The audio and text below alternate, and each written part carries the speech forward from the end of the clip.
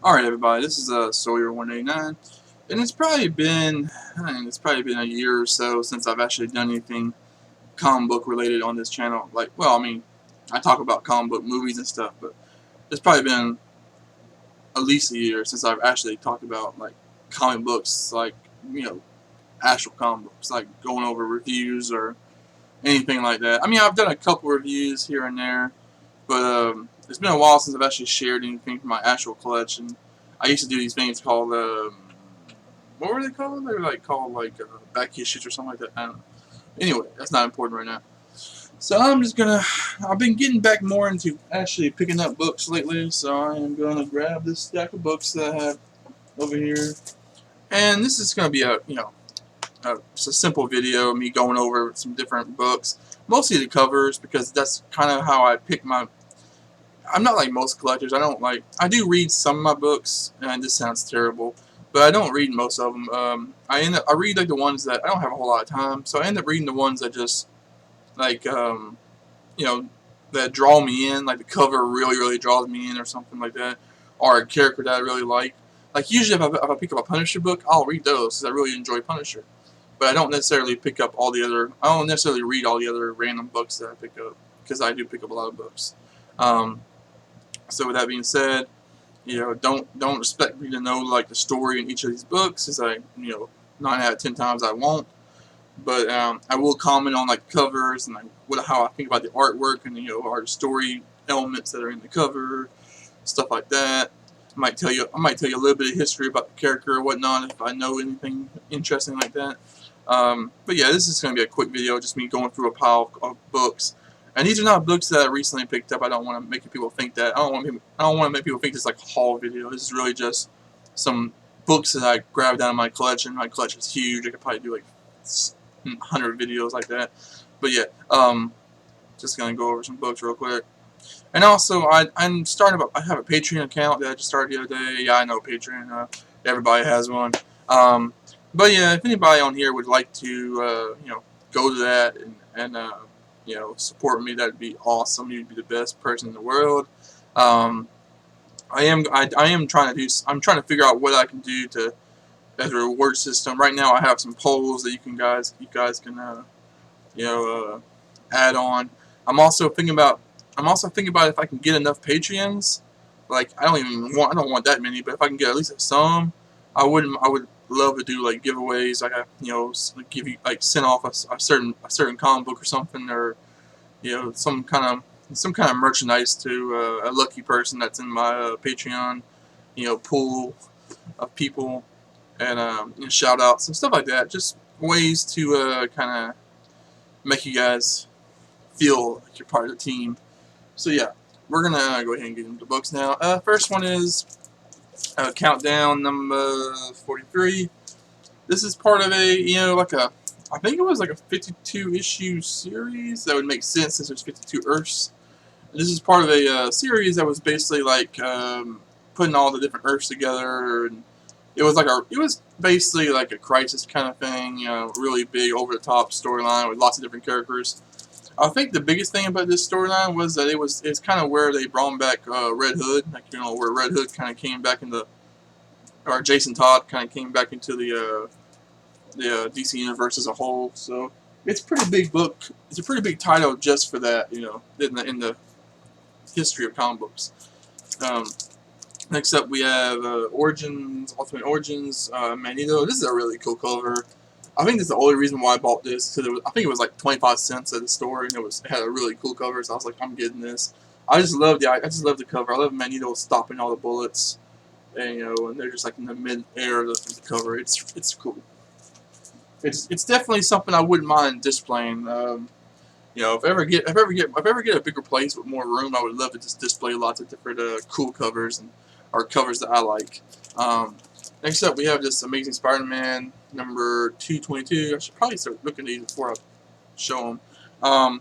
It looks like he's fighting. I can't remember this guy's name. He's one of those really kind of like low rent Marvel villains. I want to say it's like Hurricane, Tornado, or something like that. I don't know.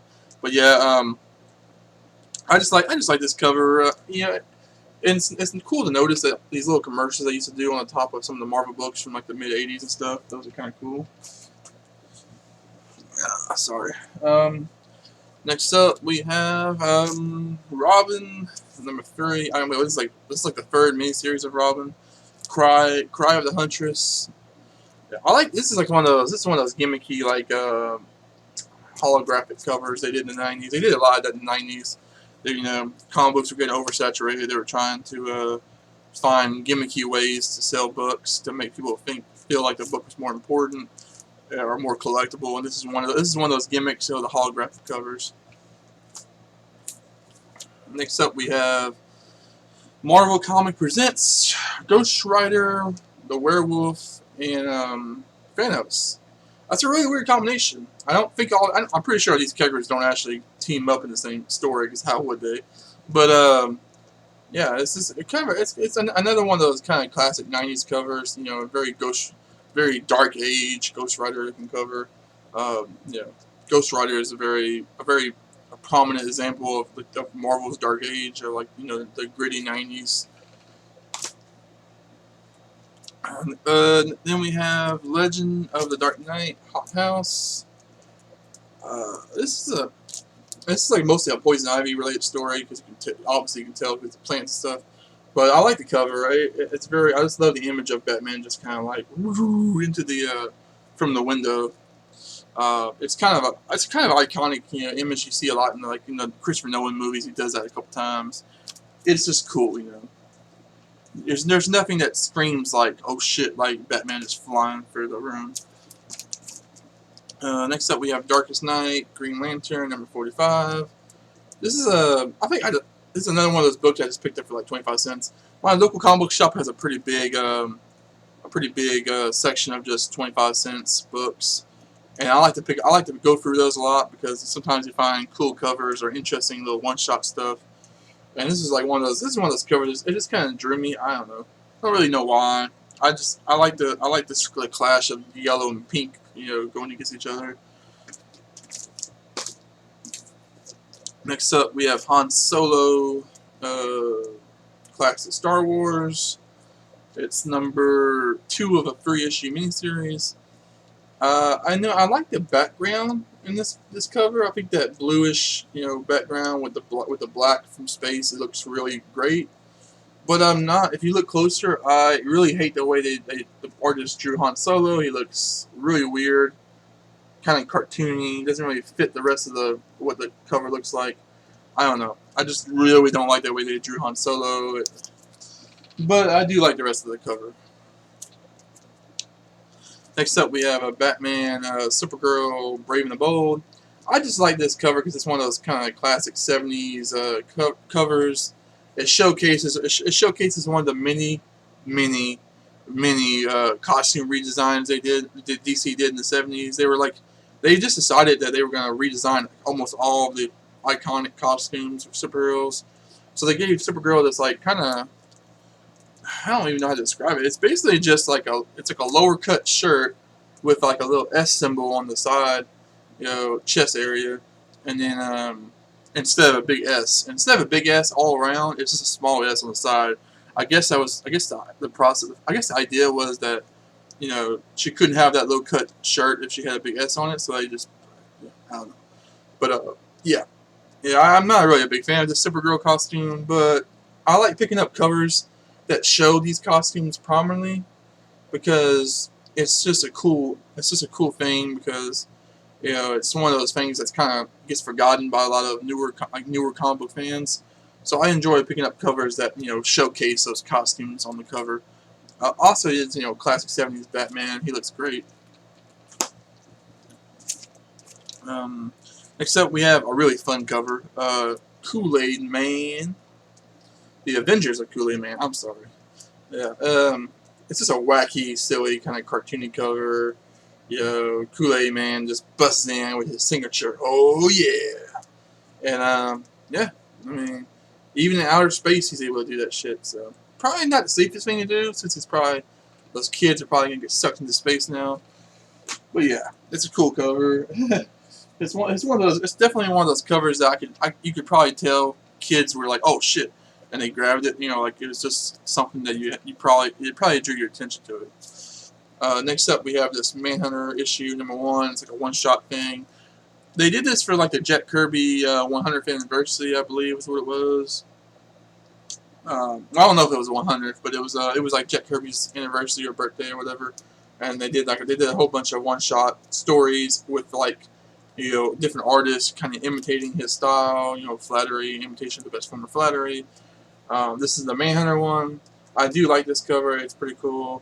I like this Manhunter. I like this character too. This is probably my favorite incarnation of the Manhunter like mantle.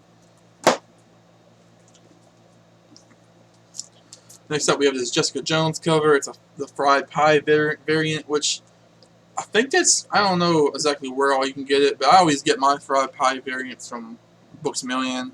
My local Books A Million has a bunch of these, and a lot of times they put them on sale. Like I don't know if it's a mistake or what. But like last time I went there, I bought a bunch of these fried pie variants for like $1 a piece, and like according to like price guides, they go for like $6, $7 a piece. So that's actually a pretty awesome deal. If Books A Million just does that all the time. But I do like this cover because it's got I just got that classic shade of purple, and it's very inspired by the TV show. What else we got here? We got this Jonah Hex cover. It's pretty beat up. I actually bought a whole bunch of these Jonah Hex books from somebody like locally a while back, and it was one of those kind of like you meet on one of those apps, or you make the deal on the app and then you meet in person. You never see the person again, and unfortunately, it was a really big collection, so I didn't want to look for every book. So when I got home, I opened up like some of the books, and long story short, every single one of these books has like, you know, writing inside of it. Like they just like whoever one of the owners was, I don't know if it was that owner, but one of the owners just literally just wrote numbers, like weird little patterns of numbers on every single panel, guys. So most of these books are kind of like, you know, I guess probably valueless, but they're still cool. I really enjoyed this cover.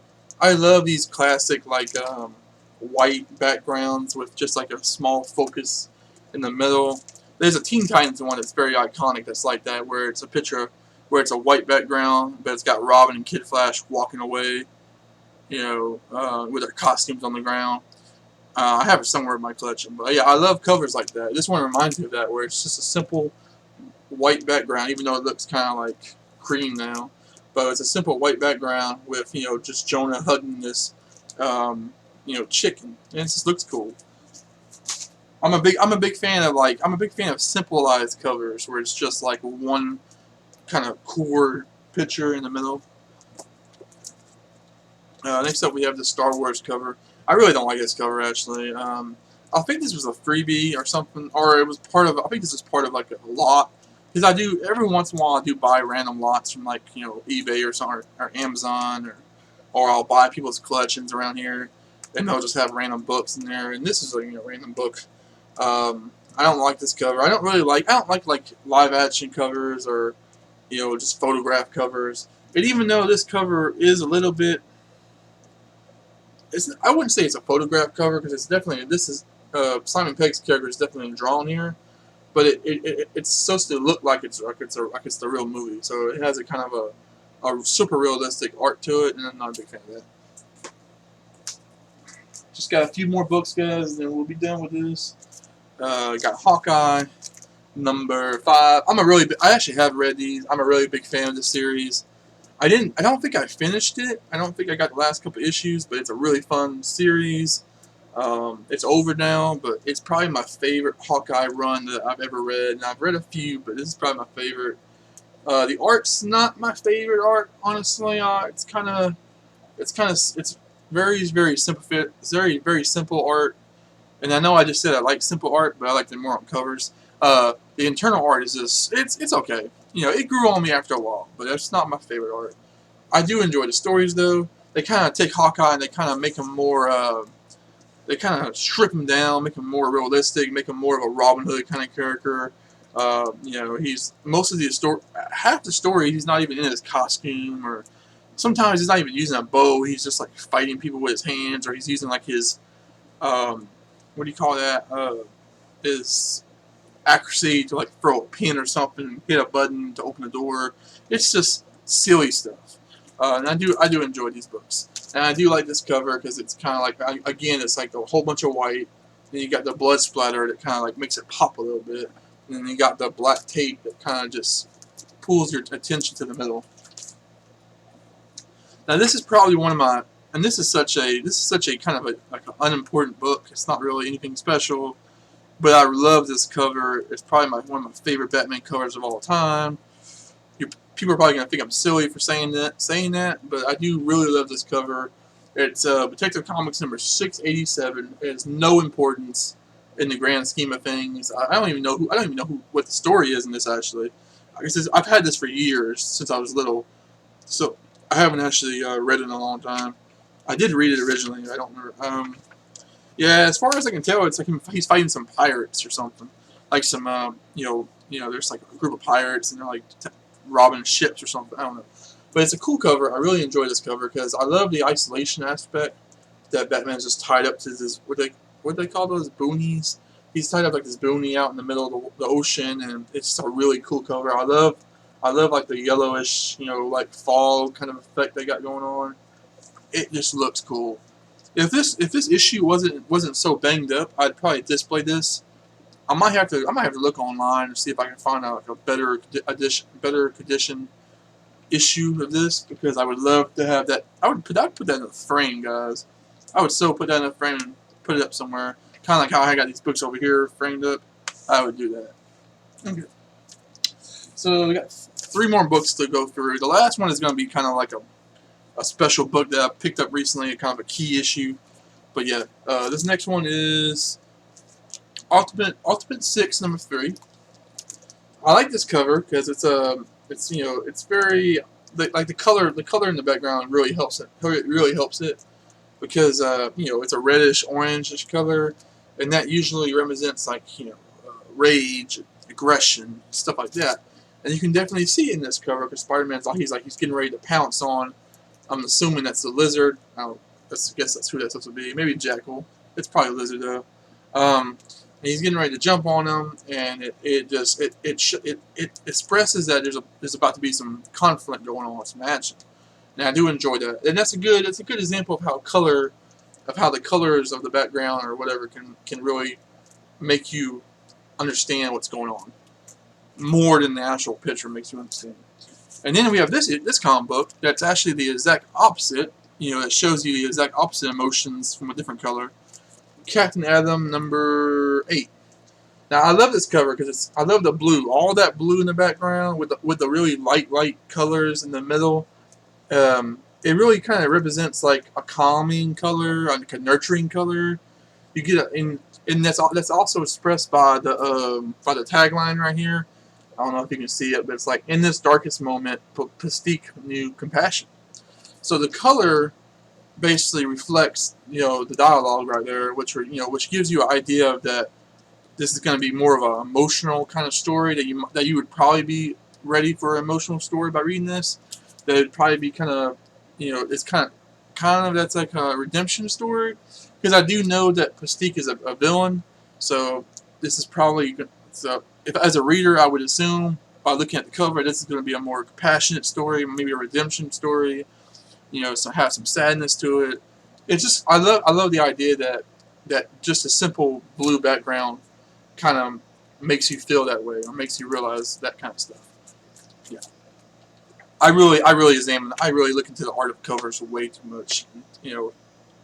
What they do, and yeah. So finally, let's get to the. I bought this recently. I just bought this the other day.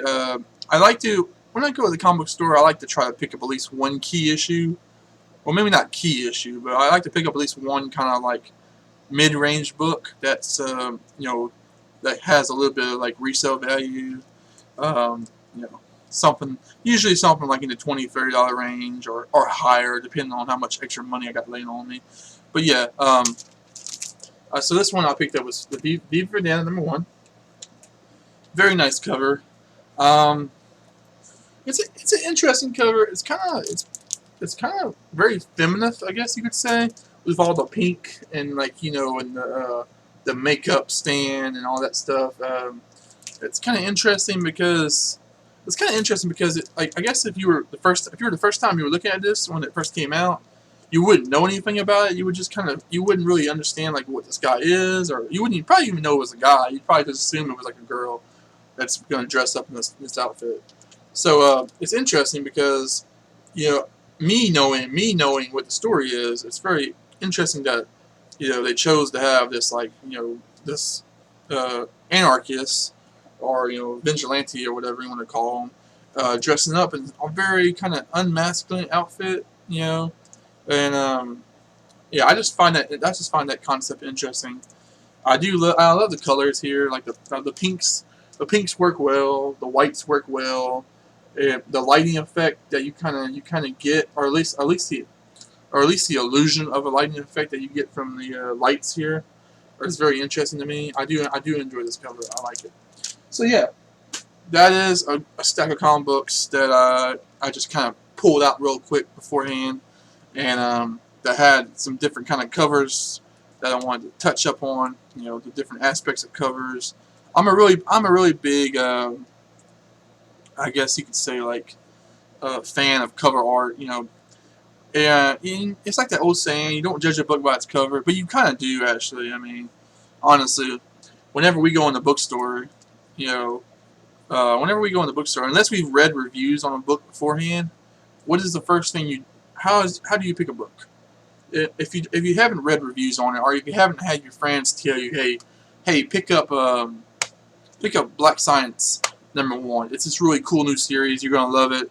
If nobody's done that for you, then you're just gonna be like, oh, that's a cool cover. I love that art. I love that dialogue that's on that speech bubble. That really pulls me in. I can relate to it. That's how you pick a book to read. You know, most of the time. So yeah, I do like studying the covers, and like kind of like trying to decipher, you know, the different aspects of the covers. You know, like what makes them interesting to me, or what makes them interesting to other people. I do enjoy that. But yeah, that's it for this video, guys. If you, as always, like, comment, subscribe. If you like this kind of thing, if you want to see me go over more cover arts or haul videos, I'm gonna try. I say try to go out to the store today, my local comic book store, and I'm gonna see if I can grab a stack of books, and maybe I'll do a haul video later today or tomorrow. It just depends if I actually get out to the store or not. I don't always get to go when I say I want to go. So yeah, we'll see. But yeah. Thanks you guys for watching, and please check out my Patreon if you don't mind. And yeah, laters. You guys are awesome.